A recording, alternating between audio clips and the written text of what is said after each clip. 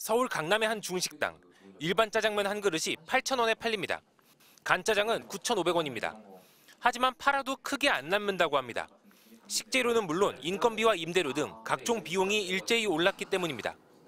밀가루도 그렇고 식용유도 그렇고 사실 안 오른 게 없어요. 가격이 전체적으로 10%, 20%씩 꾸준히 올라요. 한국소비자원 조사에 따르면 지난달 서울에서 짜장면 한 그릇 가격은 평균 7,500원이었습니다. 한 달 전보다 77원 올랐습니다. 서울의 짜장면 가격은 2014년엔 평균 4,500원대였습니다. 그러다 2019년엔 5,000원대, 2022년엔 6,000원대로 올라섰고 1년 만인 2023년에는 7,000원대를 돌파했습니다. 10년 새 65%가 오른 겁니다.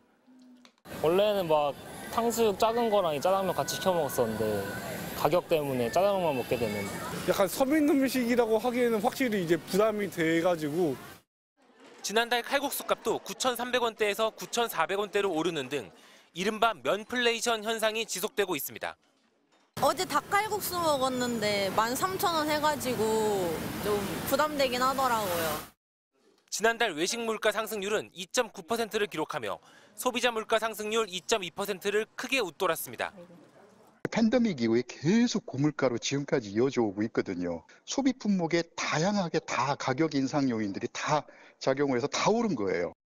또 고환율 등의 영향으로 외식의 원재료로 쓰이는 가공식품도 가격이 뛰면서 외식 물가 상승을 부채질하고 있습니다. MBC 뉴스 김건희입니다. 수산물 판매대에서 연어 한 팩을 들고 한참을 살펴보지만 결국 그대로 내려놓고 돌아섭니다. 모든 회를 들고 고민하던 소비자도 육류 판매대 앞에 선 소비자도 마찬가지입니다. 대전과 세종, 충남의 농축수산물 가격이 2달 연속 상승세를 보이면서 장바구니 물가에 빨간불이 켜졌습니다. 살 때 고민을 하게 돼요. 이거를 옛날에는 한 2, 3인분을 샀다. 그러면 지금은 그냥 한 번 먹을 것만 산다든지. 대전과 세종의 소비자 물가지수 전년 동월 대비 상승률이 2달 연속 2%대를 유지했고 지난해 8월부터 1%대를 유지했던 충남마저도 다시 2%를 넘어섰습니다. 인상이 특히 두드러진 것이 전기, 가스, 수도, 공공요금인데 대전과 세종이 각각 3.8%, 충남은 2.1% 올랐습니다. 대전시는 200억 원에 달하는 누적 적자 해소를 위해 다음 달부터 전체 평균 상하수도 요금을 각각 9%, 11.5%씩 인상합니다. 세종시는 당장 이번 달 고지분부터 상하수도 요금을 올리는데 특히 가정용 하수도 요금의 경우 27% 넘게 크게 인상했습니다. 공공요금 고공행진에 소상공인들의 시름도 날로 깊어지고 있습니다. 지난해 문을 연 한 카페, 1년 새 전기세는 80% 넘게 오른 데다 여름에 비해 물 사용량이 적은 겨울에도 수도세는 여름과 크게 차이 나지 않습니다. 톤수는 많이 줄은 걸 봤는데도 금액 차이가 크지 않아가지고 수도세나 이런 공공요금들이 올라가면 더 가격이 올라갈 수밖에 없다. 또 대전 지역 도시가스 요금과 택시 기본 요금도 상반기 중 인상폭을 확정하기 위한 용역이 진행됩니다.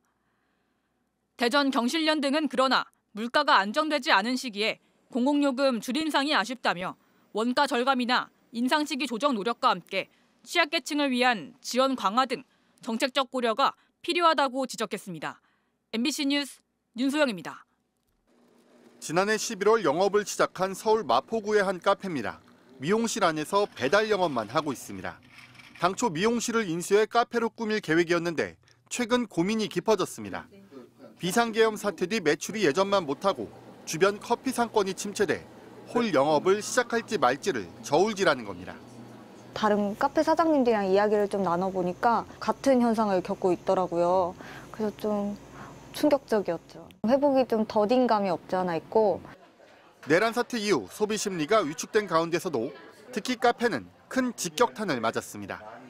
지난해 4분기 일반 식당 매출은 전분기보다 소폭 올랐지만 카페는 무려 9% 넘게 급감했습니다. 통상 연말에 대목을 맞는 술집도 오히려 1.7% 매출이 줄었습니다. 소비 심리가 위축되면서 상대적으로 덜 중요한 소비부터 줄였기 때문입니다. 경제 정치 불안을 느낀 소비자들이 기호식품인 커피, 술 등부터 줄인 것으로 판단이 됩니다.